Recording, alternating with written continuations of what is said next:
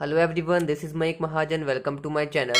First of all sorry there was mistake in last question. जो हमने last question previous video में जो किया था उसमें थोड़ी मिस्टेक थी, वो मिस्टेक हम कर लेते हैं एक बार क्लियर। तो मैंने यहाँ पे जो बताया था आपको, लास्ट में हमारे पास जो 4 पॉइंट्स बने थे, यहाँ पर कॉर्नर पॉइंट्स तो बना था ये पॉइंट, ये वाला पॉइंट हमारे पास, ये वाला पॉइंट और ये वाला पॉइंट।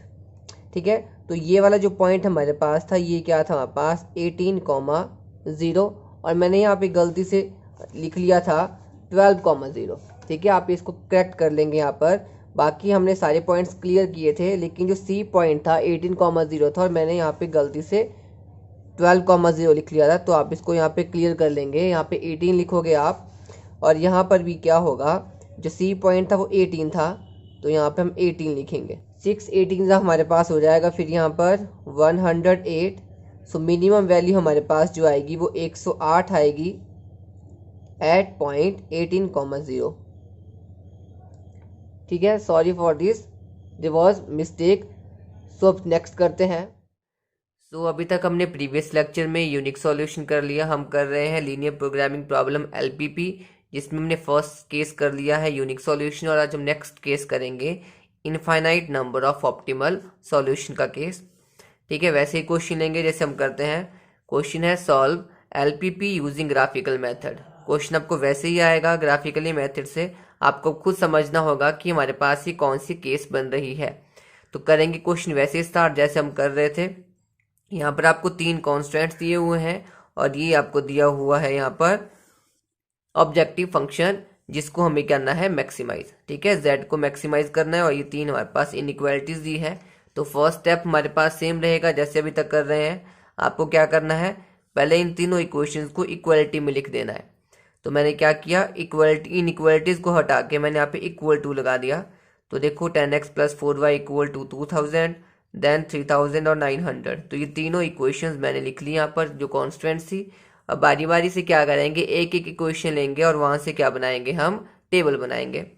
तो उसके बाद हमने क्या किया, यहाँ पर इक्वेशन 1 ले ली। From equation 1 10x + 4y = 2000। तो यहाँ पे अगर आप देखोगे, पहले हम पुट करेंगे x को 0। तो जब x को 0 पुट करते हैं तो क्या बचा हमारे पास, 4y = 2000। ठीक है, और y की वैल्यू आ जाएगी 2000/4 मतलब 500। नेक्स्ट हम क्या करते हैं, सेकंड वेरिएबल को 0 पुट करते हैं। तो y को 0 पुट कर दो। अब देखो यहाँ पर y को 0 पुट कर दिया तो क्या बचा, 10x = 2000। तो 10x = 2000 लिखा और 10 चला गया डिवाइड में, तो x की वैल्यू आ गई 200। और इसको बाद में हम क्या करते हैं, टेबल में लिख लेते हैं। तो टेबल फॉर्म में xy लिखा, x की वैल्यू 0, y 500, फिर y की वैल्यू 0 और x 200। उसके बाद हम क्या करेंगे, सेकंड इक्वेशन सेम वैसे करेंगे। अब मैंने सेकंड इक्वेशन ले ली, 6x + 12y = 3000।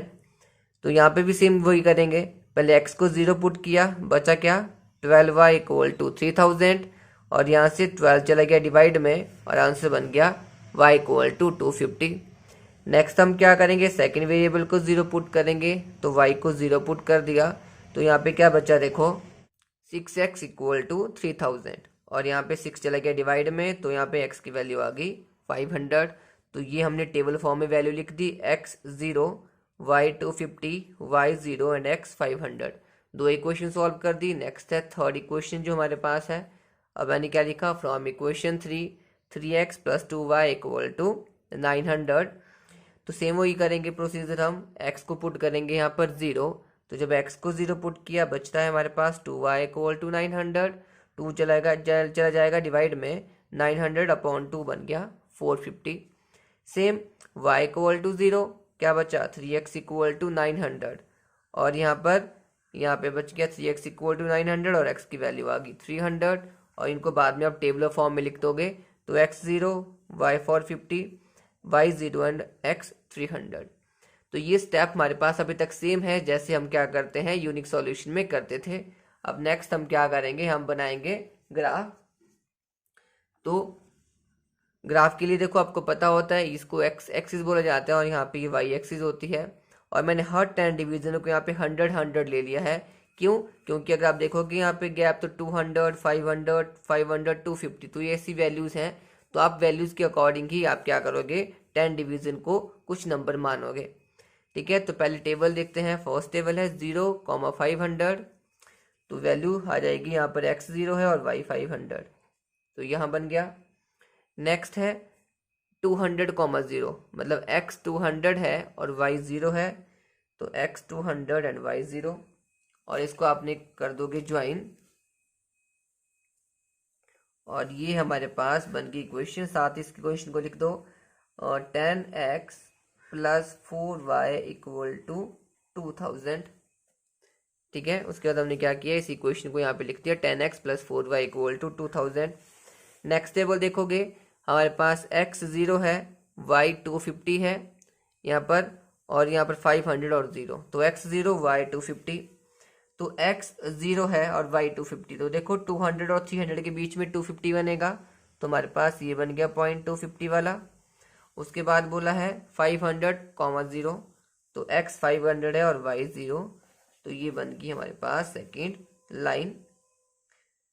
और इसकी इक्वेशन भी साथ में आज लिख दोगे आप। इक्वेशन है 6x plus 12y is equal to 3000। अब बचती है हमारे पास लास्ट टेबल, तो लास्ट टेबल में x 0 है और y है 450, तो x 0 और y 450, तो देखो 400 और 500 के बीच में आएगा 450, तो यहाँ आ गया। उसके बाद है x 300 y 0, तो x हमारे पास है 300 और y है 0, तो ये बन गया, और इसको आपने ज्वाइन कर दिया, तो ये हमारे पास इस तरह से बन जाएगा थर्ड इक्वेशन। ठीक है, और थर्ड इक्वेशन जो हमारे पास है वो है हमारे पास 3x प्लस 2y, मैं यहाँ पे लिख रहा हूँ third equation, 3x plus 2y is equal to 900।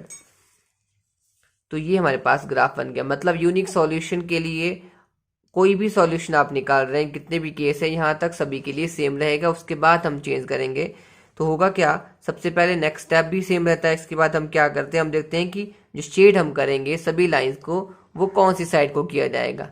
ठीक है, तो शेड के लिए हमें क्या करना पड़ेगा, हमें देखना पड़ेगा कि टुवर्ड्स ओरिजिन करना है शेड हमने, या अवे फ्रॉम ओरिजिन करना है। उसके लिए हम क्या करते थे, सबसे पहले फर्स्ट इक्वेशन में जाते हैं। यहाँ पर क्या करते हैं, जो इनइक्वालिटी हमारे पास दी होगी, ठीक है, हम क्या करेंगे, यहाँ पर पुट कर देंगे x equal to 0, y equal to 0 in inequality में। जो हमारे पास इनइक्वालिटी हमारे पास है वो क्या थी, हमारे पास ये थी।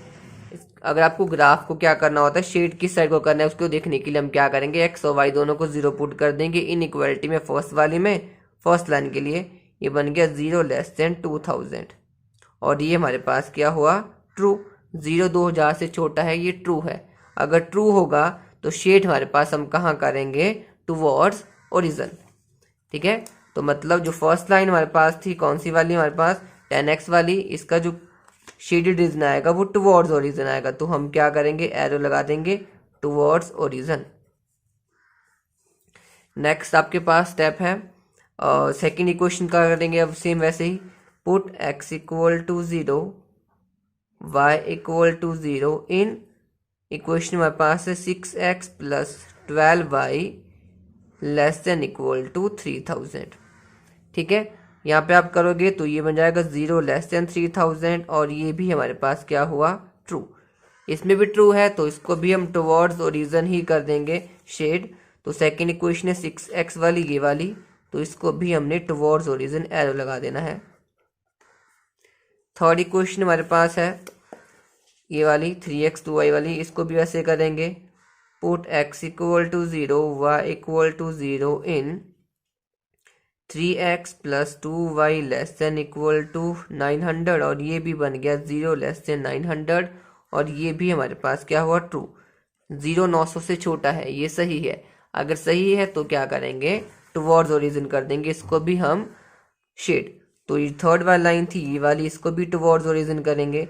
तो इससे क्या पता चल रहा है, तो आप देखोगे सभी लाइन, इसका रीजन भी इस साइड को आ रहा है, इसका भी यहाँ पे और इसका भी यहाँ पर, तो मतलब ये वाला जो पार्ट हुआ हमारा, ये वाला पार्ट, ठीक है, ये वाला पार्ट हमारे पास क्या हुआ, कॉमन रीजन। तो ये रीजन जो हमारे पास आया ये शेडेड रीजन, ये कॉमन रीजन आया, तो अपनी इसको शेड कर देना है। अब उसके बाद आपको देखना है कि ये जो शेडेड रीजन है किन किन पॉइंट्स को मिलके बन रहा है, कौन कौन से बाउंड्री पॉइंट्स हैं। तो एक तो बन गया 0,0, एक पॉइंट बन गया यहाँ पर 200,0, ये वाला पॉइंट। एक पॉइंट यहाँ पे बन रहा है 0,300 और एक पॉइंट हमें यहाँ पर ये वाला पॉइंट जो है इसको हमें फाइंड आउट करना पड़ेगा। मैंने O डिनोट कर लिया, ये वाला पॉइंट हमारे पास बन जाएगा B पॉइंट, इसको लिख लेते हैं यहाँ पर C पॉइंट, इसको लिख लेते हैं यहाँ पर A पॉइंट, ये वाला पॉइंट।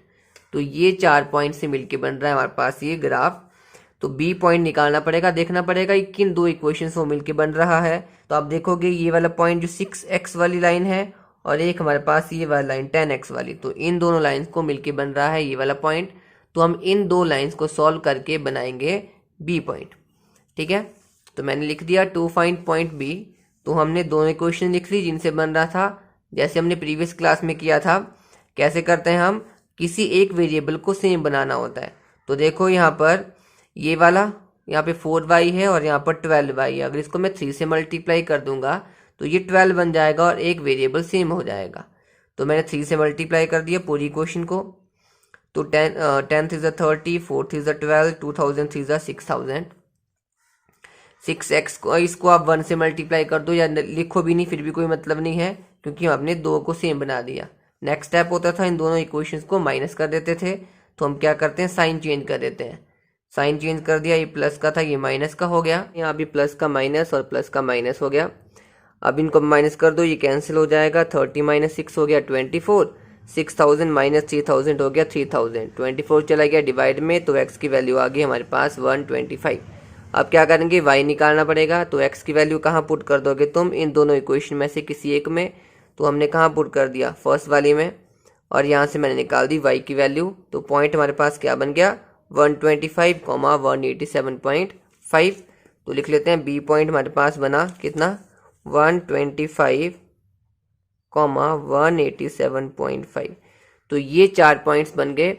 अब हम क्या करेंगे, इन 4 पॉइंट्स पे देखेंगे कि फंक्शन जो है मैक्सिमाइज किस पॉइंट पे हो रहा है। तो मैंने क्या किया, कॉर्नर पॉइंट्स लिख दिए चारों, O A B C D जो हमारे पास आए। उसके बाद हमने लिख दिया यहाँ पर Z हमारे पास है 100x + 440y। तो यहाँ पे क्या करना है, हमने x और y की वैल्यू बारी बारी से सभी पॉइंट्स को पुट करेंगे और निकालेंगे z की वैल्यू। तो पहले हमने 0,0 पुट जब किया तो z की वैल्यू तो डायरेक्टली 0 आ गई।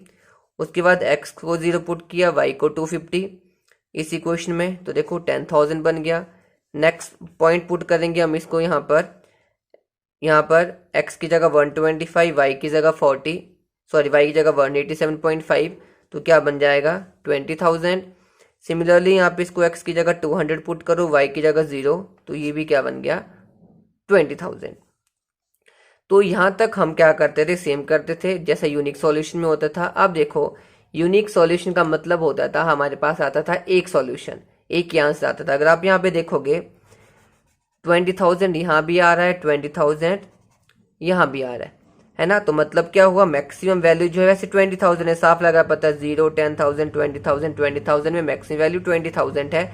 लेकिन 2 पॉइंट के ऊपर ये क्या हो रहा है, मैक्सिमाइज हो रहा है। तो मतलब इसका एक सॉल्यूशन तो होगा नहीं। तो मैंने यहाँ पे क्या लिखा, दस maximum value of Z occur at 2 vertices of A and B।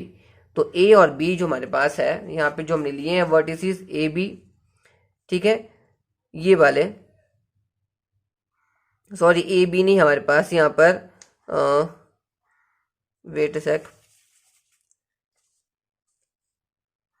A and C, sorry यहाँ पे A एंड C होगा, B एंड C, मैंने गलती से B और C पे सेम है ना। तो यहाँ पर B और C पे सेम है। तो आप यहाँ पे देखोगे तो B और C यहाँ पे दोनों में सेम है, यहाँ पर तो B लिखा, यहाँ पर हमने C लिखा, इन दोनों पॉइंट पे सेम है। तो इसका मतलब हो गया, आप देखोगे इसका मतलब ये नहीं होता कि B और C पे ही वैल्यू 20,000, इसका मतलब हुआ इसको मिला के जो लाइन बन रही है यहाँ तक, इन सभी पॉइंट्स पे जितने भी पॉइंट्स बन रहे हैं उन सभी पॉइंट्स पे वैल्यू क्या आएगी, मैक्सिमम ही होगी।